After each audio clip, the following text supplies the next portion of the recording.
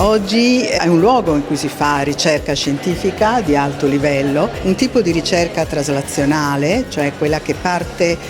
dicono gli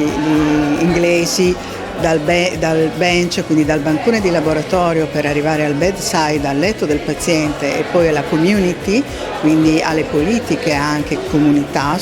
di salute, e noi appunto facciamo questo tipo di ricerca. Siamo in questo momento oltre 170 persone che afferiscono ai dipartimenti di area medica, tutti i dipartimenti di area medica, e poi un piccolo staff di persone assegnato all'URM che soddisfa le esigenze di laboratorio, logistiche, strumentali, tecnologiche, servizi, gestione comune della sicurezza, eccetera. Direi che l'idea vincente di questa struttura è appunto il fatto di ottimizzare le risorse proprio con questa gestione comune e strumentale, e quindi riuscire anche cioè ottimizzare le risorse da una parte e avere una